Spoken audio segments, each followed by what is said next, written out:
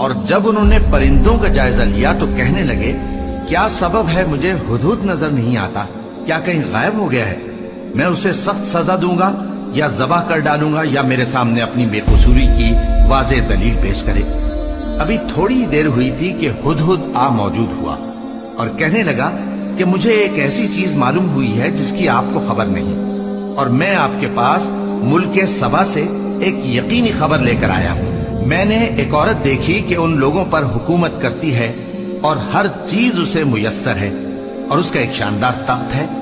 میں نے دیکھا کہ وہ اور اس کی قوم اللہ کو چھوڑ کر آفتاب کو سجدہ کرتے ہیں، اور شیطان نے ان کے اعمال انہیں آراستہ کر دکھائے ہیں اور ان کو رستے سے روک رکھا ہے، پس وہ رستے پر نہیں آتے اور نہیں سمجھتے ہیں کہ اللہ کو جو آسمانوں اور زمین میں چھپی چیزوں کو ظاہر کر دیتا اور تمہارے پوشیدہ اور ظاہر اعمال کو جانتا ہے، کیوں سجدہ نہ کریں؟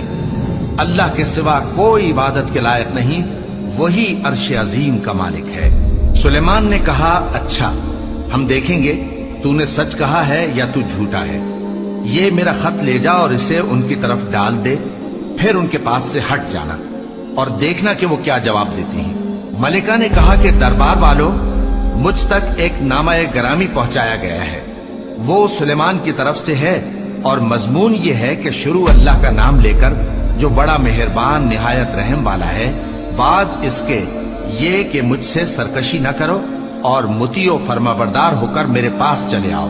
خط سنا کر کہنے لگی کہ اے اہل دربار، میرے اس معاملے میں مجھے مشورہ دو، جب تک کہ تم حاضر نہ ہو اور صلاح نہ دو میں کسی کام کا فیصلہ نہیں کیا کرتی۔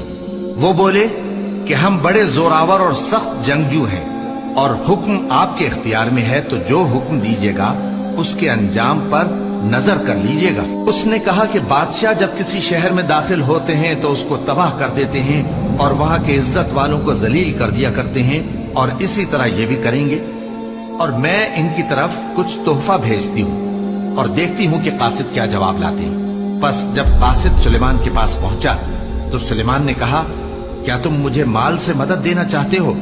سو جو کچھ اللہ نے مجھے عطا فرمایا ہے وہ اس سے کہیں بہتر ہے جو تمہیں دیا ہے۔ حقیقت یہ ہے کہ اپنے تحفے سے تم ہی خوش ہوتے ہوگے۔ ان کے پاس واپس جاؤ، اب ہم ان پر ایسے لشکر لے کر حملہ کریں گے جن کے مقابلے کی ان میں طاقت نہ ہوگی، اور ان کو وہاں سے بے عزت کر کے نکال دیں گے اور وہ ذلیل ہوں گے۔ سلیمان نے کہا کہ اے دربار والو، کوئی تم میں ایسا ہے کہ قبل اس کے کہ وہ لوگ فرما بردار ہو کر ہمارے پاس آئیں، ملکہ کا تخت میرے پاس لے آئے؟ جنات میں سے ایک قوی ہیکل جن نے کہا کہ قبل اس کے کہ آپ اپنی جگہ سے اٹھیں میں اس کو آپ کے پاس لا حاضر کرتا ہوں، اور مجھے اس پر قدرت بھی حاصل ہے اور امانت دار بھی ہوں۔ ایک شخص جس کو کتاب الہی کا علم تھا کہنے لگا کہ میں آپ کی آنکھ کے جھپکنے سے پہلے پہلے اسے آپ کے پاس حاضر کیے دیتا ہوں۔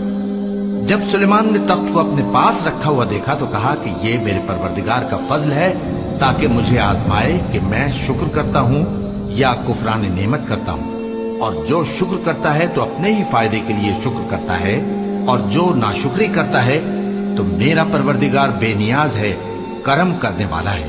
سلیمان نے کہا کہ ملکہ کے امتحان عقل کے لیے اس کے تخت کی صورت بدل دو، دیکھیں کہ وہ سوج رکھتی ہے یا ان لوگوں میں سے ہے جو سوج نہیں رکھتے۔ پھر جب وہ آ پہنچی تو پوچھا گیا کہ کیا آپ کا تخت بھی اسی طرح کا ہے؟ اس نے کہا کہ یہ تو گویا ہو بہو وہی ہے، اور ہم کو اس سے پہلے ہی سلیمان کی عظمت و شان کا علم ہو گیا تھا، اور ہم فرما بردار ہیں۔